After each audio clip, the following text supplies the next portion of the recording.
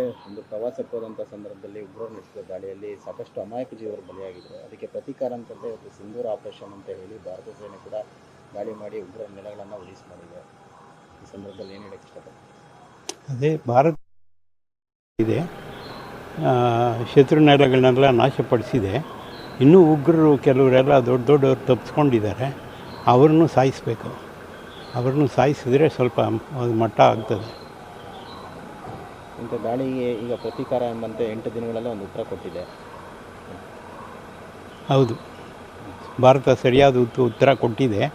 ಈ ಕೆಲಸ ಮೊದಲೇ ಮಾಡಿದ್ದಿದ್ರೆ 26 ಜೀವಗಳು ಉಳಿತಾಯಿತು, ಭಾಳ ಜನ ಸಂತೋಷದಿಂದ ಇರ್ತಾಯಿದ್ರು. ಈಗ ಪ್ರತಿಯೊಂದು ಮನೆಯಲ್ಲೂ ದುಃಖ ನೋವು ಆವರಿಸ್ಕೊಂಡಿದೆ.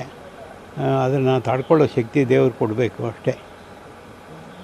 ಇಂಥ ಕ್ರಮಕ್ಕೆ ವಿಶ್ವ ಕೈ ಜೋಡಿಸಬೇಕು ಭಾರತದ ಜೊತೆ ಇಂಥ ಉಗ್ರ ನೆಲೆಗಳನ್ನು ಧ್ವಂಸ ಮಾಡೋದಕ್ಕೆ. ಆ ಸಂದರ್ಭದಲ್ಲಿ ಏನಂತ ಒಂದು ಮನವಿಯನ್ನು ಮಾಡಿ ಬೇರೆ ದೇಶಗಳು ಸಹಾಯ ಮಾಡಬೇಕು.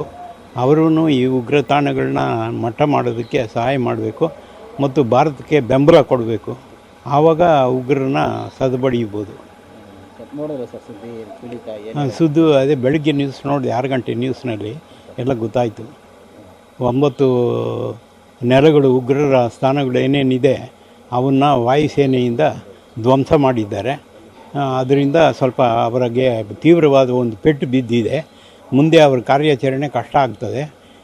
ಭಾರತ ಸರಿಯಾದ ಉತ್ತರ ಕೊಟ್ಟಿದೆ. ಅವರಿಗೆ ಈಗ ಒಂದು ಎಚ್ಚರಿಕೆಯ ಗಂಟೆ. ಈಗ ಶತ್ರುಗಳು ಭಾರತದ ವಿರುದ್ಧ ಬಂದರೆ ಅವ್ರಿಗೆ ನೆಲೆ ಇಲ್ಲ ಅಥವಾ ಅವ್ರಿಗೆ ಉಳಿಗಾಲ ಇಲ್ಲ ಅನ್ನುವಂಥದ್ದು ಒಂದು ಸಂದೇಶ ರವಾನೆ ಆಗ್ತಾ ಇದೆ.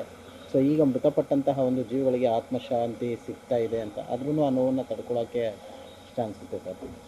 ಆ ನೋವಿದೆ ಇದೆ.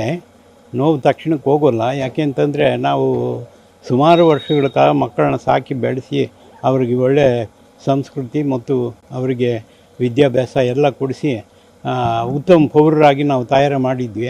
ಅಂಥ ಒಳ್ಳೆಯ ಭಾರತೀಯರನ್ನ ಅವರು ನಾಶನ ಮಾಡಿದ್ದಾರೆ. ಅದು ಭಾಳ ನೋವಿನ ಸಂಗತಿ.